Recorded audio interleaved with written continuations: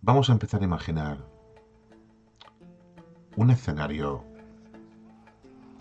de confrontación entre, vamos a poner, dos potencias.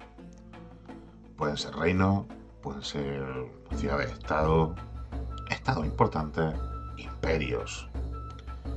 Y una tercera díscola que de vez en cuando aparece, ataca a uno de los dos y de repente se va siempre un poco como, bueno, aquí no he hecho yo nada. El segundo estado al que hacemos referencia es el que después de una gran guerra ha pasado a dominar un poco la política, la economía de la zona, etcétera.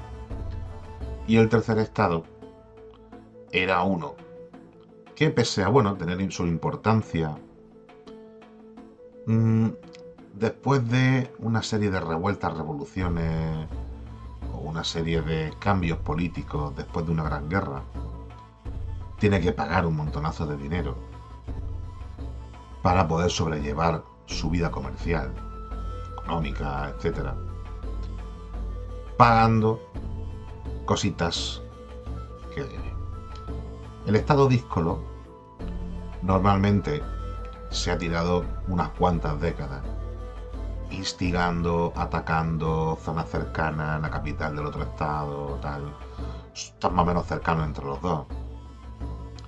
Y el segundo estado, el importante, el jefe de la zona, cuando hay algún tipo de litigio, algún tipo de confrontación, siempre toma partido por el hijo díscolo.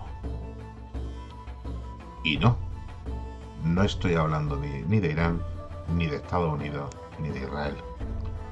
Estoy hablando de Cartago, de Roma y de Numidia.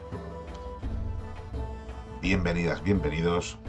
Esto sería mi visión personal de la Tercera Guerra Púnica. Antes de nada,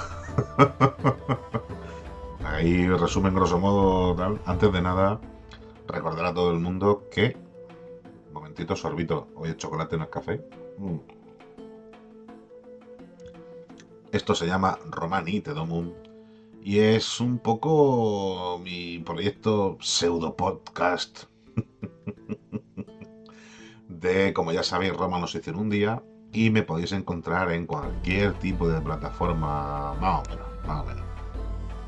Ya sabéis que estamos sobre todo en Instagram, en TikTok, en X, Old Twitter, en Blue Sky, en YouTube, donde subiré todo el rollo este. Y desde hace un tiempo también estamos presentes en Evox, Spotify y en Apple Podcast, ¿ok? Bien, como decía, esto no tiene nada que ver, o sí, con la contemporaneidad. Hay una cosa que yo siempre suelo pensar y cuando me pongo a soltar mis parrafadas y tal hablando, cuando me llaman a algún lado, que es que si hay algo intrínseco al ser humano que nos une a lo largo de la historia son los sentimientos. Y que lo otro que nos une es que a problemas parecidos hemos tenido reacciones parecidas, ¿vale? Obviamente la historia no es un compartimento estanco en el que sea una relación de hechos directamente, ni la historia se repite y tal, pero es parecida, ¿no? No sé quién siempre ha acuñado la frase esta de la historia no es la misma, pero rima, ¿no? Entre tal, precisamente por lo que yo decía antes, de que ante problemas parecidos, las soluciones, a veces por desgracia, son parecidas. La situación cronológica de esto, que voy a dar mi visión, esto es... Sí que obviamente voy a dar datos históricos reales, ¿de acuerdo?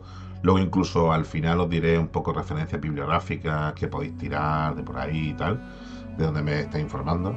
Te has informado muy bien, como diría esa gente que te vende cosas falsas por internet. De vez en cuando me informo, de vez en cuando me informo, por lo que sea, no vaya a ser que tal. El contexto histórico lo tenemos en la década de finales del 150 a.C. y acabará en 146 a.C. con lo que todo el mundo debería conocer, que es la destrucción de Cartago. Pero la problemática de por qué comienza esta tercera guerra púnica realmente la tenemos en el final de la segunda guerra púnica. Vamos a poner un poco el contexto para la gente que vea el vídeo. Vamos a poner aquí un Cartago 1, Cartago 2, tercera guerra púnica, tal. Vamos a ver esto por aquí. Vamos a situarnos en el Mediterráneo. Cuando yo era pequeño había una empresa de una juguetería que se llamaba Mediterráneo, una empresa de juguetes, ¿vale? Y cuando te anunciaban Mediterráneo, juguetes para compartir, ¿no? Te decían tal. Y bueno, parece que Cartago fue un juguete para compartir entre Numidia y Roma.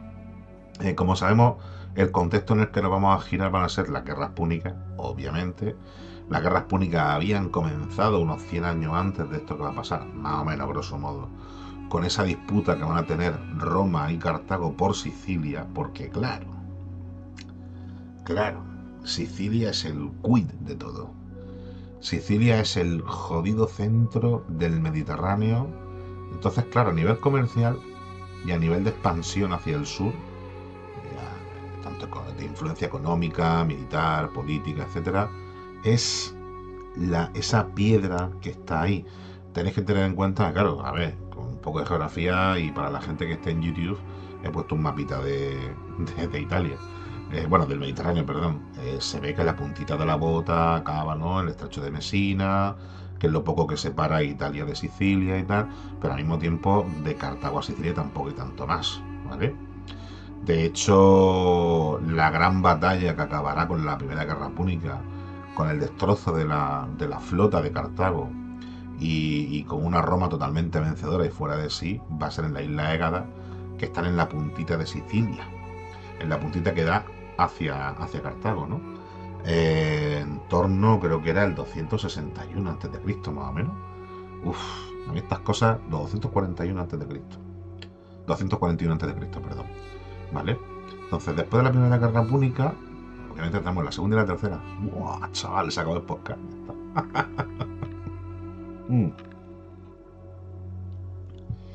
La consecuencia de la Primera Guerra Púnica es que Cartago tiene que olvidarse de todo el centro del Mediterráneo, tiene que volverse de nuevo al occidente mediterráneo, con lo cual pondrá su vista en Iberia, lo que más tarde será la provincia romana de Hispania, más o menos, ¿de acuerdo? ¿Esta gente sabía algo de Iberia? Sí, perfectamente. Si hacemos un poco de remembering en lo que sería la historia de los orígenes de Cartago, sabemos que es una colonia de origen fenicio. Los fenicios estaban navegando hacia el occidente mediterráneo desde finales del segundo milenio antes de Cristo. Estamos hablando siglo X antes de Cristo, siglo XI antes de Cristo, más o menos.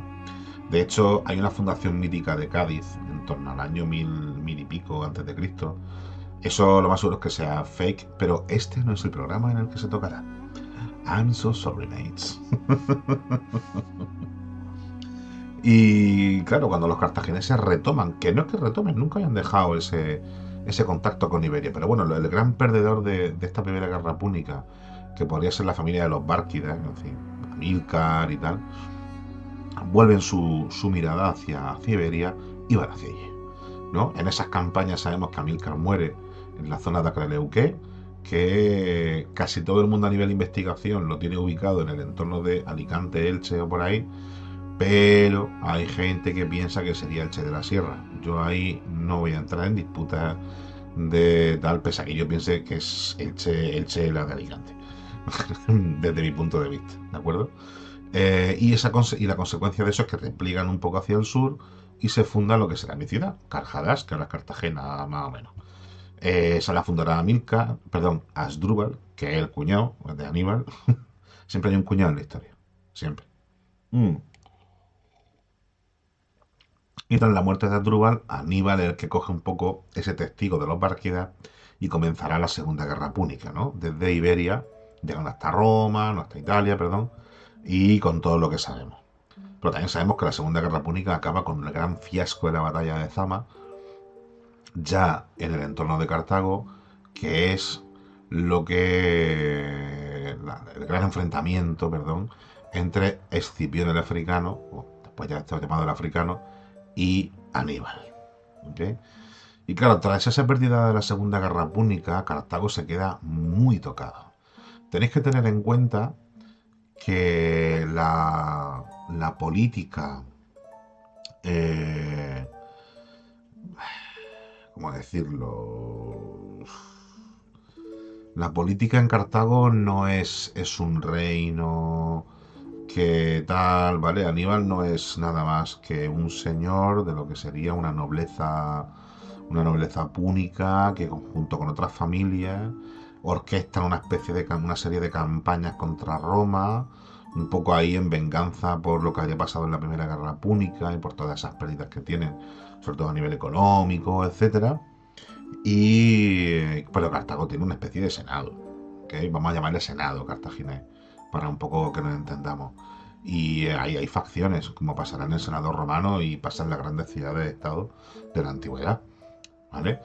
También tenemos que tener en cuenta, me centro un poco en Cartago porque parece como que es lo más desconocido, un poco lo que menos se habla y tal, que Cartago es una ciudad y además su ámbito de influencia muy helenizado. Esta gente, tienes que tener en cuenta que los grandes hitos de la antigüedad en el Mediterráneo, en el primer milenio antes de Cristo, son, primero, la influencia de la guerra de Troya, que con su cosa legendaria, tal, ¿vale? Pero se transmite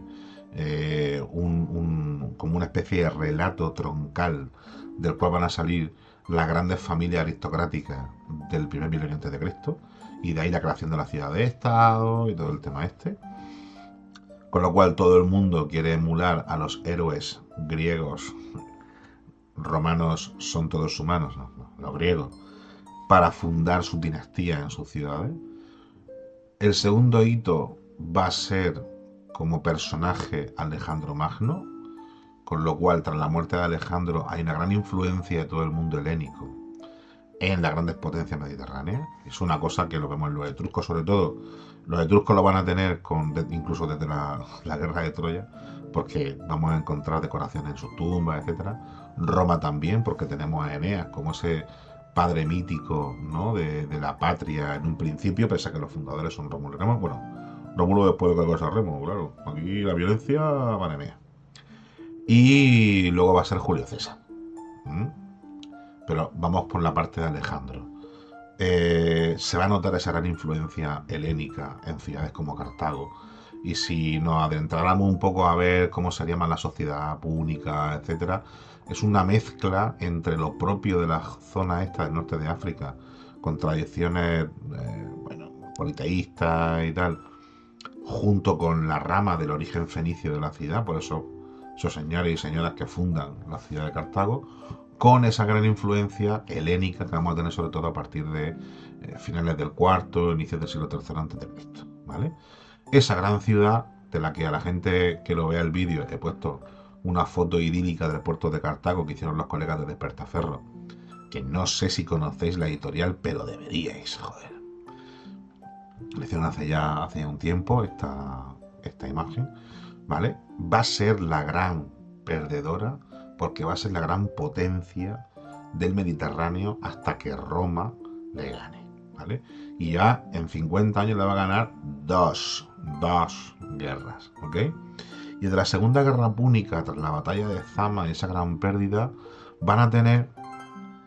se va a ir creando la causa para la Tercera Guerra Púnica. ¿Okay? ¿Por qué? En las cláusulas que hay en la Segunda Guerra Púnica, podemos leernos a Piano, podemos leernos a Polibio, podemos leernos a Tito Livio, que son autores clásicos que nos están hablando de esa historia, ¿vale?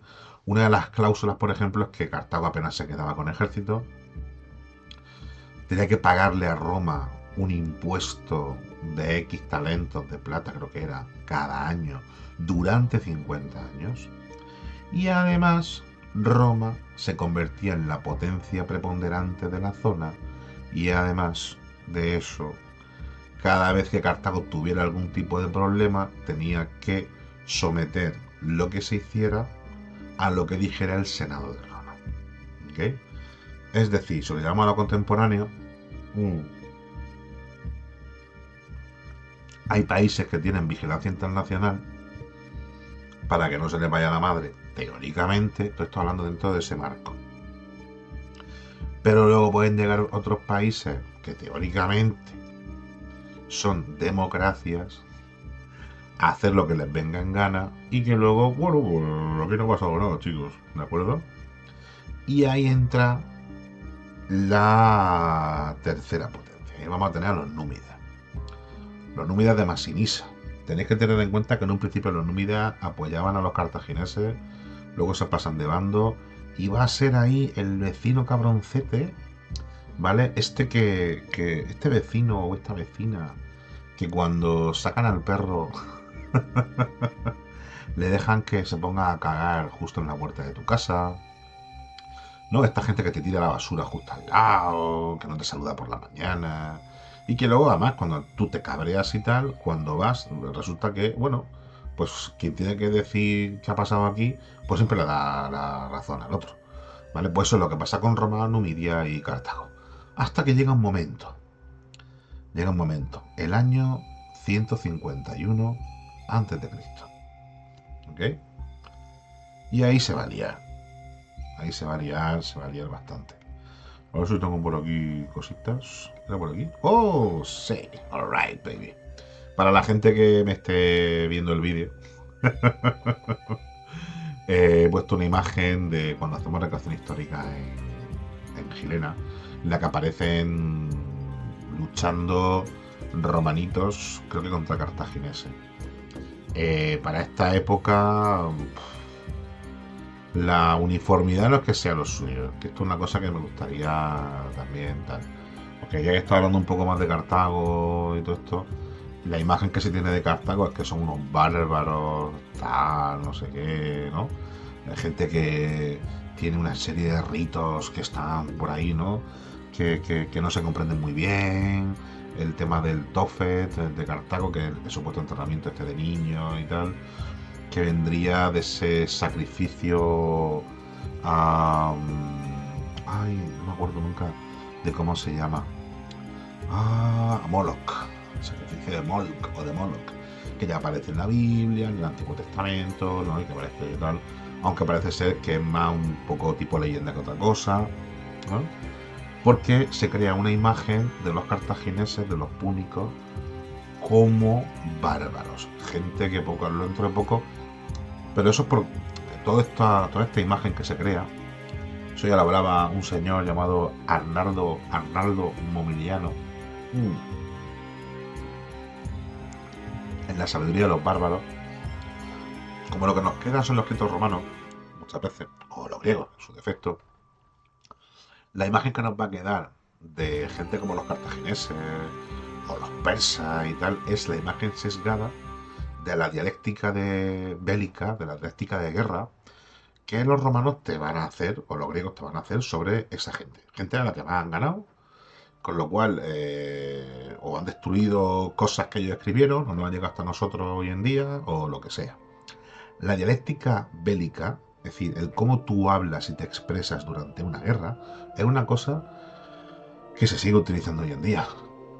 ¿Y qué es lo que se hace? Deshumanizar al adversario. No sé si esto os suena, ¿vale?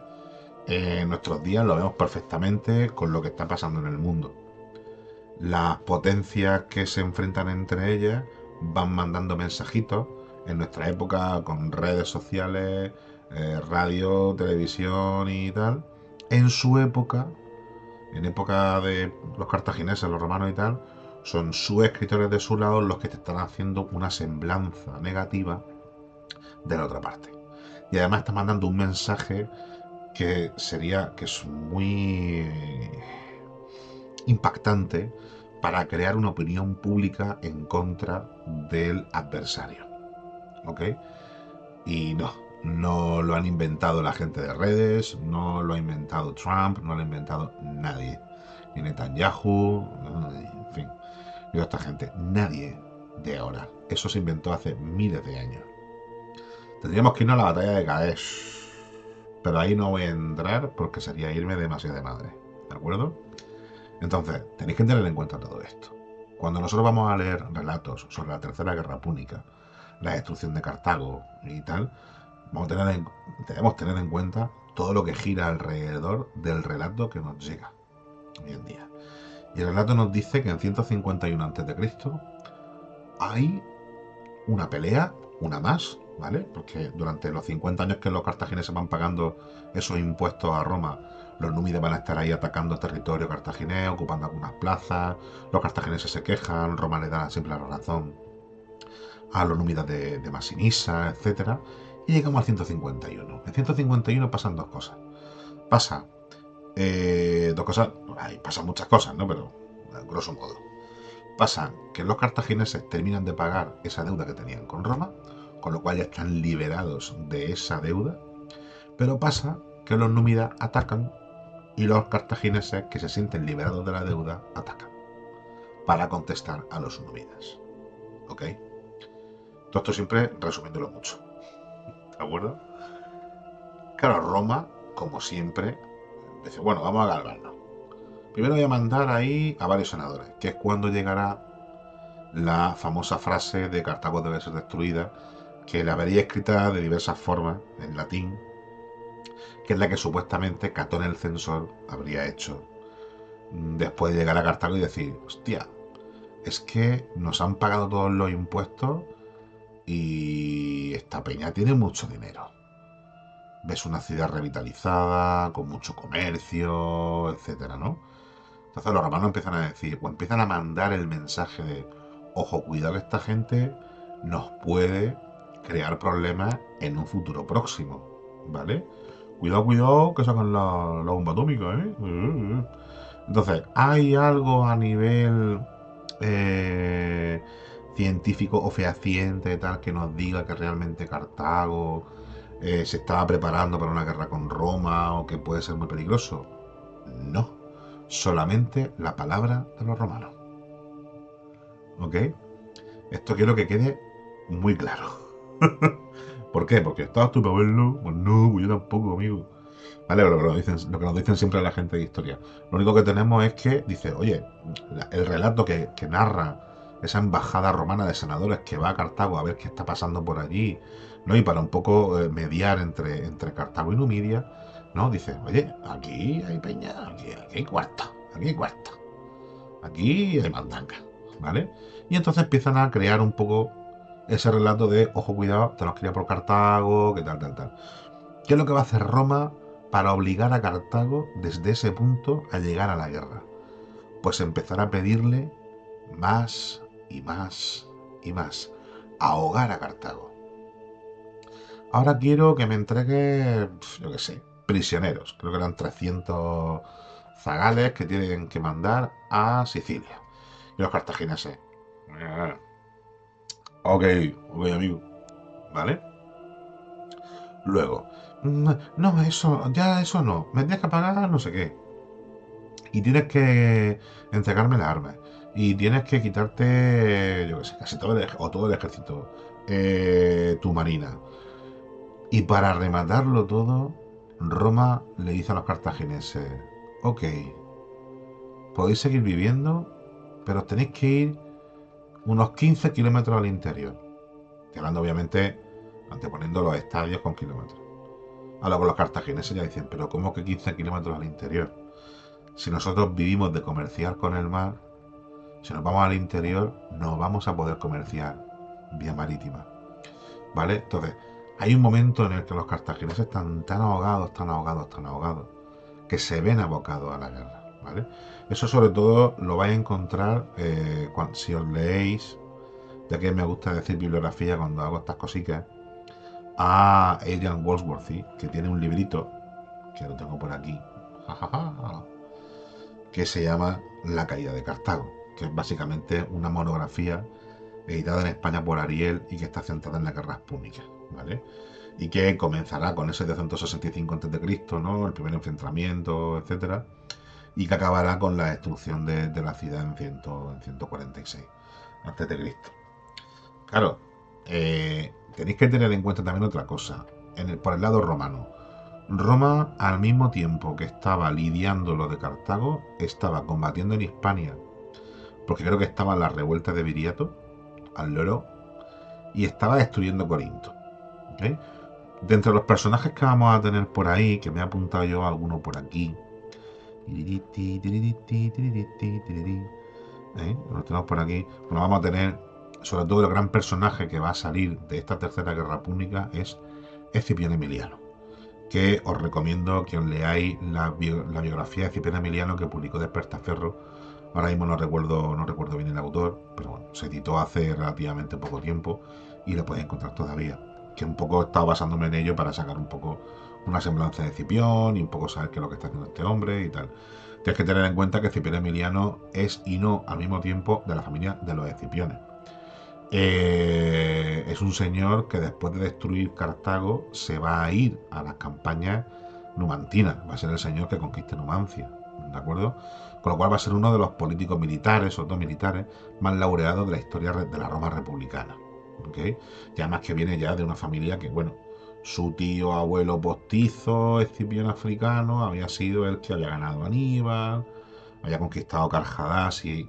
Tienes que tener en cuenta que en la Segunda Guerra Púnica la conquista de Carhaddás supone darle la vuelta a la tortilla en la guerra. Tenéis que tener en cuenta que desde que Aníbal sale de Iberia hacia Roma, casi todo van a ser victorias cartaginesas, pero que a raíz de la conquista de Cartago, de lo que sería Cartago Nova de Carhaddás, va a comenzar un poco el este. Que por cierto, si os fijáis, veis que las guerras de la antigüedad duran 15 años, 18, 20. Y esto es por una cuestión muy sencilla. La guerra en la antigüedad, ¿vale? En este contexto marco que estamos hablando de Roma, tal, se hacía en verano. Tenéis que tener en cuenta que los ejércitos como el romano, hasta 50 años más tarde de esta tercera guerra púnica, no va a ser un ejército profesional, va a ser un ejército de levas, es decir, de levas, no. Va a ser un ejército consular en el que va a haber siempre dos cónsules, que son los encargados de montar 4 legiones, 2 cada uno.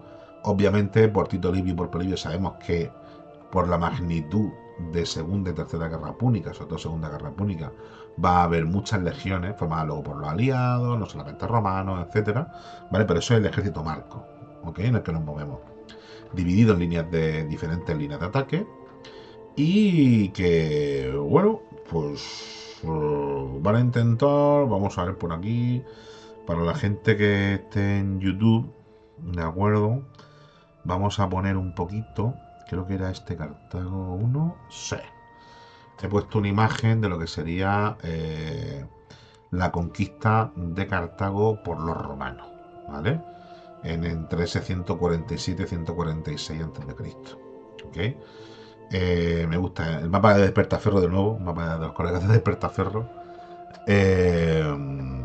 Vamos, es que nos sirve un poco de marco para esa conquista, ¿ok?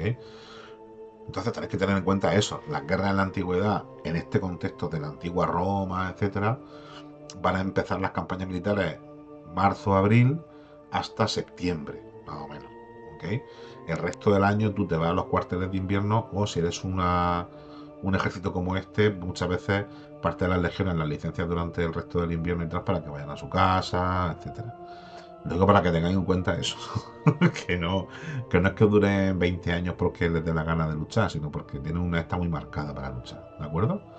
En el caso de Cartago, para irnos un poco ya a lo que sería la conquista de la ciudad, la gente que esté viendo el vídeo lo puede ver, ¿vale? Se va a rodear la ciudad entera, ¿ok? De hecho, hay un lago que es el lago Túnez, un poco que da el nombre actualmente incluso al país, etcétera, que está unido a lo que sería Cartago por una franja de tierra, y en esa franja de tierra se va a poner el campamento de Censorino, que es uno de los cónsules, que luego será un campamento en el que esté Escipión Emiliano también, ¿okay? También tenemos que tener en cuenta la descripción que hace Apiano, sobre todo, de cómo es Cartago. Que hay una zona en la que sí que la muralla es bastante más sensible, pero hay una zona en la que la muralla, él se está hablando de una triple muralla, de unos, creo que son 9 metros de ancho por 12 de alto, o sea, una señora muralla triple, ¿de acuerdo? En diferentes alturas de la muralla, que el tipo de muralla esa es una muralla que llamamos en arqueología a casa matada. Es una muralla que se hace con habitaciones dentro de la muralla. Para que esté ahí, pues tienes que dejar el cuerpo de guardia, comida, tipo almacén, etcétera, e incluso caballitos en la zona baja, ¿eh? Con unos fosos, una especie de fosas, perdón, para que ahí, a modo de silo, se meta la comida, ¿de acuerdo? Y parece ser que por la descripción de Apiano, por lo que estuve leyendo un poco, ese sería el concepto de muralla, pero tenemos 3 líneas de muralla, ¿ok? Ahora tenéis que tener en cuenta que estamos hablando de una Cartago en la que la gente son casi todos ciudadanos normales y corrientes, que apenas tienen ejército y que se encierran en Cartago, ¿ok? Y aquí quiero recordar un poco las palabras de Apiano, ¿ok? Que en el audio vídeo adelanto que hice hace un tiempo os hablaba de esa destrucción, de cómo van entrando casi casa por casa los romanos, cortando brazos, cabezas, tirando a la gente a los fosos. Les da igual que estén quemados, que estén medio vivos, que estén muertos, que no sé qué, que no sé cuánto, ¿no? El relato que hace Apiano de la destrucción final de Cartago, de ese asedio, es espeluznante, ¿eh? Lo recordaré varias veces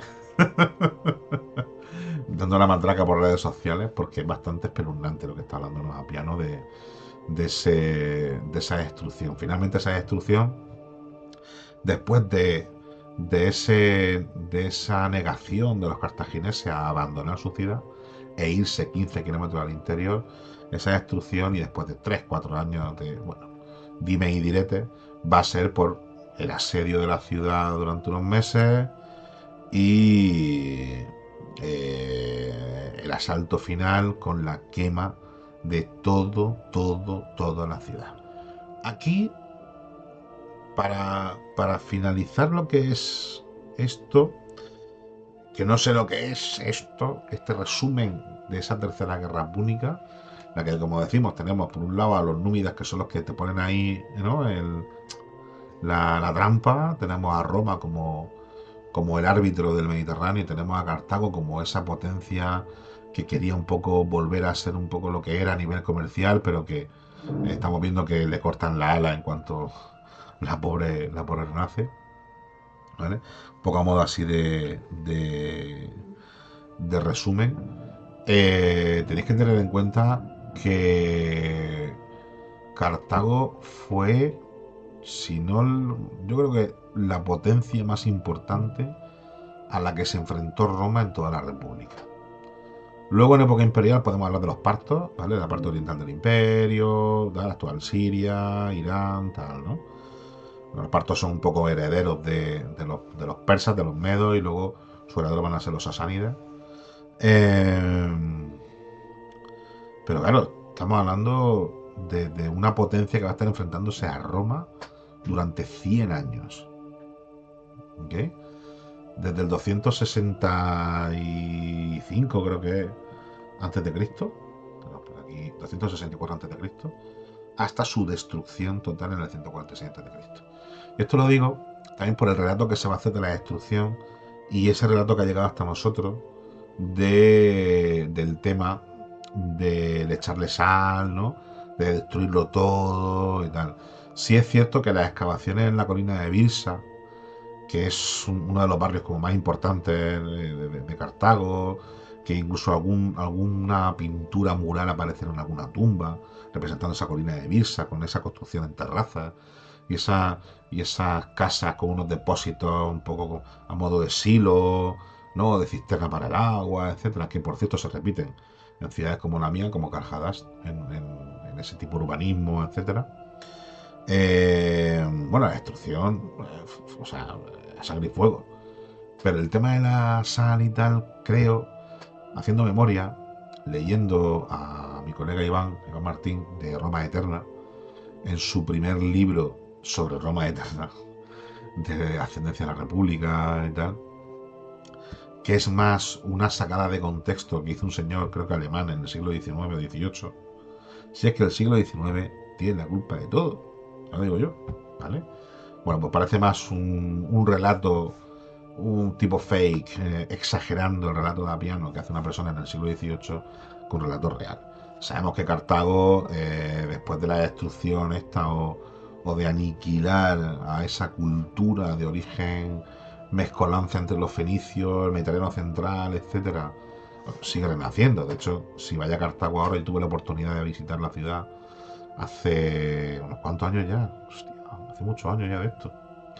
En torno al 2008, 2009, por ahí estuve yo en Cartago. ¿Vale? Eh, Veis que algunas, o sea, por ejemplo, las termas de Antonino son de las termas más grandes de todo el Imperio Romano y están allí, ¿no? Entonces, sí que se crea una colonia de Cartago encima de las ruinas de la Cartago cartaginesa, pero no es una ciudad que desaparezca. Desaparece yo creo que es lo que es la cultura cartaginesa, la cultura púnica. Sí que vamos a tener todavía representaciones de dioses de origen púnico, en estelas, ¿no? Aunque esté romanizado y tal, porque sí que hay, siempre los romanos practicaban mucho el sincretismo religioso, la mezcla de su religión con la de la gente que conquistaban, ¿de acuerdo? Entonces, pues bueno, pues vamos a tener ahí ese sincretismo religioso y algo de Cartago siempre va a quedar ahí. Siempre va a quedar ahí, entonces, fue colonia, tiene una ciudad muy importante en el Mediterráneo central y de hecho, y con esto acabo, muchos años después, a finales del siglo II después de Cristo, es decir, cuando hayan pasado unos 300 años de esta guerra aproximadamente, llegó al poder en Roma un señor de origen libio. Era creo que la primera persona no itálica, o no de origen itálico, que era emperador de Roma. No de origen itálico porque Trajano y Adriano, aunque creo que Adriano nace en Hispali, sí que su origen, la gens Aelia, era itálica, ¿vale? Era de Italia. Va a llegar al poder un señor de origen libio, militar, del siglo II a inicios del tercero, que va a ser Septimio Severo. Cuando Septimio Severo llega al poder en Roma, llega después de una guerra civil, después del asesinato de Cómodo, ¿no? De que se elija a Pertinax y lo maten a los 3 o 4 meses, de que después de elegir a Pertinax saquen el trono a subasta a los pretorianos y lo compre Didio Juliano. No, viene de todo eso, de esa amalgama, de lo que de hecho llamamos el año de los 5 emperadores. Ya no de los 4, de los 5 emperadores. Porque está el año de los 4 emperadores después de la muerte de Nerón, pues está el año de los 5 emperadores. Tenemos a Didio Juliano, a Pertinas, Perkenio Níger, Septimio Severo y un señor del que nunca me acuerdo. Lo siento mucho. Y cuando nos leemos alguna biografía de Septimio Severo, parece ser que alguna fuente clásica, no recuerdo muy bien ahora si sería Herodiano, Dion Casio o Historia Augusta, que son un poco los que más retratan esta época, llamaban o decían que la figura de Septimio Severo era la venganza de Aníbal. ¿Vale? Con esto y un bizcocho, nos vemos, nos escuchamos en siguientes programitas, hablando rollos romanitos. Espero que os haya gustado. Y os recuerdo que, obviamente, para dar la matraca en redes sociales, podéis encontrar el podcast como Romani Ite Domum, que es la famosa frase de la vida de Brian, tanto en iVoox como en Spotify como en Apple Podcast. Y el proyecto en general, Romanos se hizo en un día, lo podéis encontrar en, obviamente, Instagram, TikTok, YouTube, All Twitter, Blue Sky, Threads, que se me olvida siempre, y alguna cosa más por ahí en medio. Muchas gracias a todo el mundo y nos vemos y nos escuchamos. Hasta luego.